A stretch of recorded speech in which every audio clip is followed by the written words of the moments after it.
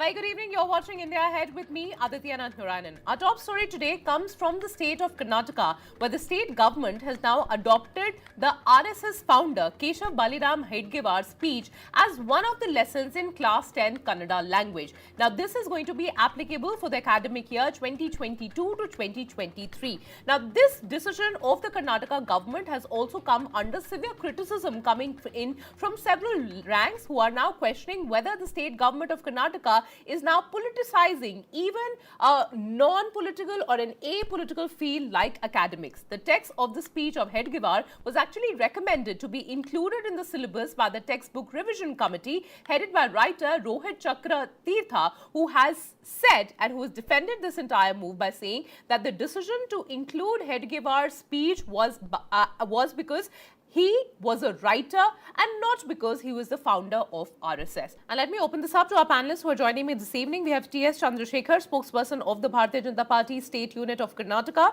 Nizam Faujdar, spokesperson of the Congress Party, and Braj Kishore Gupta, who is an educationist and also the chief mentor, Giant Step in Bengaluru in Karnataka. Thank you very much, gentlemen, for joining me here on India Ahead. I want to start with you, Mr. Braj Kishore Gupta. You know, when you see such scenarios, and this is not the first time when we are seeing a particular state government or a particular committee recommending certain speeches or recommending a chapter on a figure who is politically affiliated to an organization or an outfit. But does this mean we are stretching it a little too far now by imposing certain political ideologies even in education?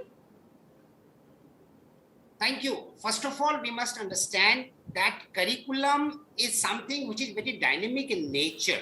It is bound to change from time to time. Unless and until we understand this, we will not be able to do justice to the topic. Today, we are discussing as to whether or not a particular story by Mr. Hedgewar should have been included or not. Let's understand that value system is changing. And with changes taking place in society, it is but in the fitness of things to be including new things. Let's also understand that the national culture of India is renunciation and service. What is the harm if we talk about the pride of India?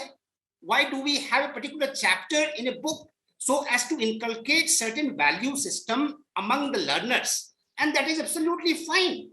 Recently, we had a guy who went to IIT and he was found to be a terrorist. So what is the fun in sending children and teaching them great ideology and they are of no value to the nation? And therefore, let us not have a prejudice against any particular person. What we should look into our issues, is that going to help the nation in terms of preservation of culture, in terms of communal harmony, and therefore these things are more important than giving a blanket judgment that should not be done, because education is nothing but a process of liberating. Mr. Braj Kishore Gupta, you know, my question is, and I'm not saying that it has only been done by the BJP, it has happened in the Congress's regime as well.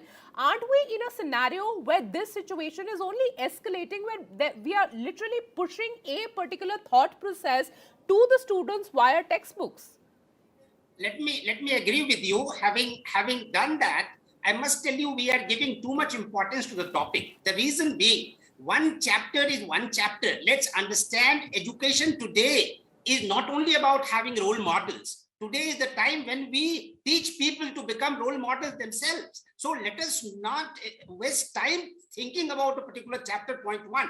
Point two, if you have a look at new education policy, it talks about skills. It talks about sending children to corporate, asking them to learn new mindset.